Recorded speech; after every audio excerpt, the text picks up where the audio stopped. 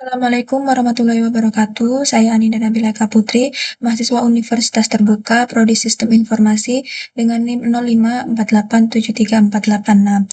Video ini saya buat untuk memenuhi tugas 2 mata kuliah berpraktik pemrograman berbasis web. Di sini tugasnya itu diminta untuk membuat sebuah aplikasi website sederhana untuk pemesanan bahan ajar di Universitas Terbuka. Pada tugas praktik kedua ini, mahasiswa berfokus untuk membuat aplikasi web berbasis Vue.js sebagai framework yang digunakan sepanjang pengerjaan tugas praktik. Di sini kita diperintahkan untuk membuat 2 halaman website yang perlu dikembangkan, yaitu halaman pertama itu halaman stok bahan ajar. Halaman ini menampilkan daftar stok bahan ajar untuk seluruh UT daerah. Nah, sekarang harus kita buka kodenya.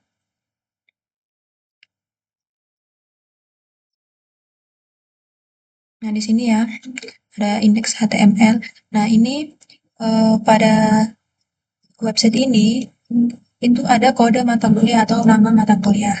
Di sini ya. Nah, di sini terdapat kode mata kuliah seperti kode judul, kategori UPBJJ, lokasi rak, stok bahan ajar, safety, dan catatan HTML. Ini kodenya sudah ada di sini. Nah, ini ada kode judul, kategori UPBJJ, lokasi rak, harga, stok, bahan ajar, dan catatan. Kita masukkan. Nah, lalu di sini terdapat fitur untuk mengedit stok data bahan ajar. Ini juga ada add stock di sini untuk mengedit atau menambahkan bahan ajar. Sini ada menambahkan kode judul, kategori UPBJJ, lokasi rak, harga, stok, dan juga catatannya. Sini. Lalu terdapat fitur untuk melakukan filter dan sort data stok. Terdapat filter stok berdasarkan UT daerah, yaitu UPBJJ list, dan kategori mata kuliah. Nah, langsung saja di sini kita jalankan programnya. Saya jalan programnya di indeks HTML, lalu kita open with server. Nah, sini ya sudah ini muncul seperti ini menu loginnya. Lalu saya coba masukkan email dari data ini ya.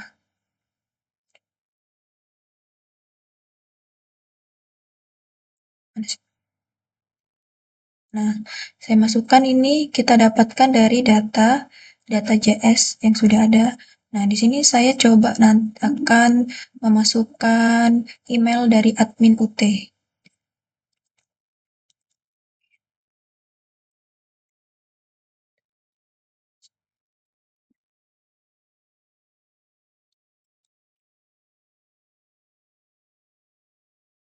Nah, login berhasil. Di sini tampilannya seperti ini. Saya login sebagai admin ya. Jadi di sini ada informasi bahan ajar, tracking, laporan, dan histori transaksi. Nah, saya coba akan melihat dulu informasi bahan ajarnya. Nah, di sini sudah muncul ya. Ini data stok bahan ajarnya, ada kode, judul. Kode ini juga mata kuliah ini kita dapatkan dari data bahan ajar yang sudah disiapkan di tugas seperti ini ya. Sudah ada. Ini ada pengantar manajemen, pengantar akuntansi, biologi umum, dan dasar-dasar sosiologi. Ini webnya sudah sesuai dengan tugas, karena tugasnya ini seperti ini ya. Nah, ini terdapat filter stok berdasarkan UT daerah dan kategori bahan daerah. Jadi, kita bisa lihat ini, data stoknya bisa kita filter sesuai dengan UPBJJ-nya, misalkan di Surabaya. Nah, kategorinya, semua kategori. Nah, jadi ini stok bahan ajar pada UPBJJ Surabaya. Misalkan kita akan melihat stok Denpasar. Tidak ada. Seperti ini ya. Lalu terdapat filter yang hanya menampilkan jumlah stok, kurang dari jumlah safety stoknya. Di sini ada ya. Misalkan semua. Nah, di sini ada filter fitur yang hanya menampilkan jumlah stoknya kurang dari jumlah safety stock. Nah, stoknya ada 7. Ini juga ada yang stoknya 2. Nah, jadi di sini safety stoknya ini adalah 10 ya. Jadi kalau kita pencet hanya stok menipis, maka yang ditampilkan dia cuman stok di bawah 10. Jadi misalkan 7, ini 2, ini sudah termasuk stok menipis. Nah, lalu terdapat fitur sort yang mengurutkan berdasarkan judul, stok, dan harga. Kita urutkan. Nah, ini muncul ya berdasarkan judul, stok, dan juga harga. Harga mulai dari yang terkecil, termurah sampai yang termahal. Begitu juga dengan stok, mulai dari yang menipis sampai yang masih banyak. Lalu fitur filter dapat diset ulang atau reset. Nah, ini ada resetnya. Nah, kita bisa mereset lagi kembali ke tampilan awal. Untuk fitur sort dan juga filter resetnya, ini codingannya di sini ya. Ada filter ini, filter kategori list, filter stock. Lalu di sini juga ada fitur untuk menghapus atau delete stock, menghapus bahan ajar. Nah, di sini. Lalu di sini ada dependent option, seperti misalkan ketika memilih filter stok berdasarkan UT daerah, baru akan memunculkan filter untuk kategori mata kuliah.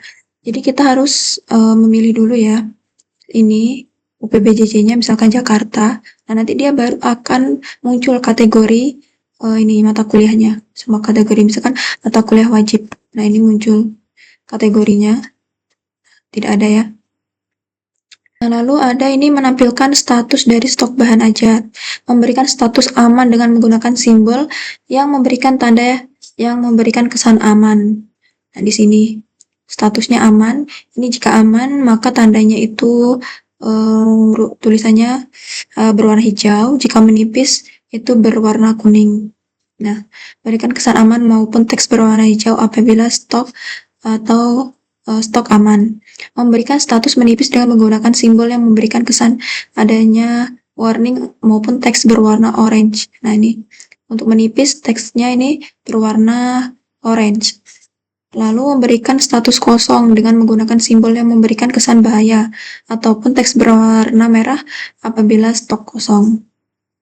Tapi di sini keterangannya semuanya stoknya masih ada ya. Lalu ada fitur di sini untuk menambahkan data bahan ajar baru. Nah, di sini data bahan ajar baru. Nah, ini jadi kita harus mengisi dulu semua formulirnya ya. Nah, coba saya masukkan bahan ajar baru di sini. Kodenya saya tuliskan dulu.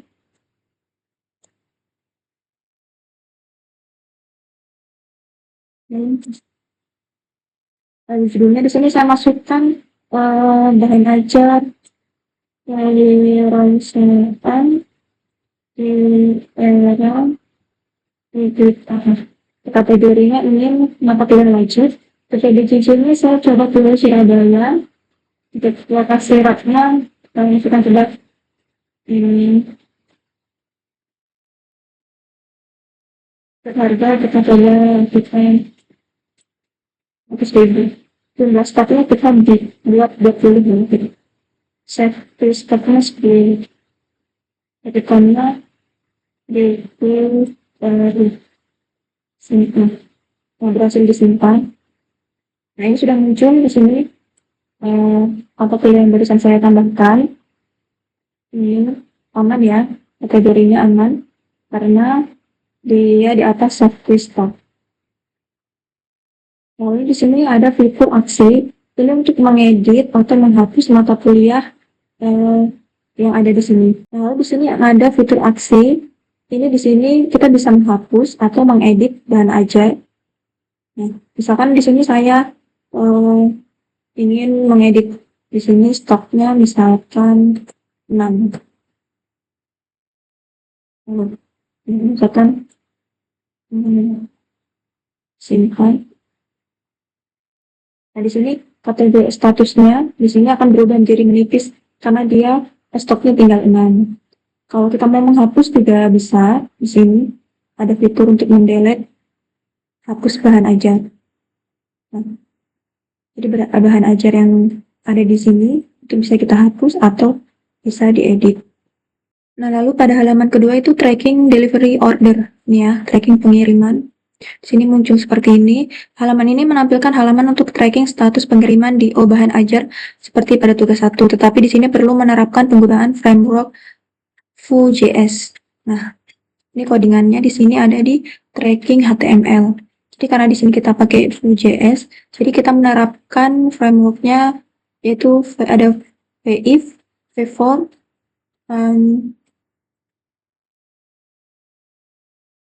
ini juga ada VS. Lalu terdapat fitur untuk menambahkan input delivery order yang baru.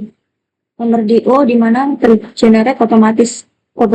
Penomorannya terdiri dari DO, tahun berjalan, sequence number.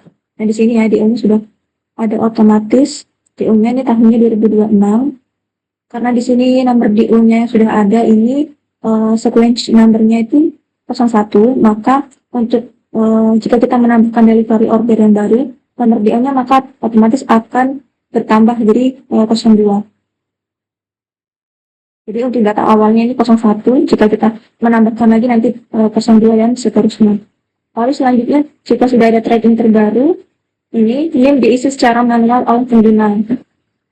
Nah ini ada NIM, nama diisi secara manual oleh pengguna, lalu ada ekspedisi, JNE regular atau JNE express, dipilih juga oleh pengguna. Bahan ajar dipilih oleh pengguna berdasarkan data pada paket, menggunakan elemen select dan menampilkan di halaman web informasi kode paket. Nah, setelah memilih paket akan muncul detail isi paket bahan ajar. Lalu ada tanggal kirim, data diisi manual atau menggunakan versi dep, lalu ada total cargo. Nah, koordinatnya di sini ya, di tracking ini, delivery ordernya, ini ada nih, ekspedisi paket ini ya. Di sini saya coba akan memasukkan atau ini saya di sini namanya ini kita misalnya ekspedisinya saya pilih yang ekspres. Lalu paketnya di sini ada paket pipas dasar, ada paket pipa dasar. Untuk paketnya ini ya ada di data bahan ajar ini. Ada kode paketnya, ada paket IPS dasar dan IPA dasar. Lalu untuk tanggal kirimnya, saya pilih katakan L21, L21 bulan 5 2026, kita tambahkan. Dan berhasil ditambahkan ya. Nah di sini sudah muncul. Nah, jadi jika kita akan menambahkan bahan ajar apa delivery order yang baru, itu nanti sequence number-nya akan berubah jadi 3 gitu. Nomor DO-nya ini, sequence number-nya ini akan jadi 03. Jadi seperti itu dan seterusnya. Nah untuk struktur proyek TJS pada tugas ini struktur proyeknya disarankan seperti ini ya. Kita coba lihat. Ini ada indeks HTML, ada stock HTML, ada tracking HTML, ada CSS dan style CSS, ada JS, ini, lalu ada data JS sesuai dengan tulisan yang diberikan. Baiklah, itu tadi tugas mata kuliah berpraktik pemrograman berbasis web yang sudah saya buat. Apabila terdapat kesalahan dalam penjelasan, saya mohon maaf. Saya akhiri, wassalamualaikum warahmatullahi wabarakatuh. Terima kasih.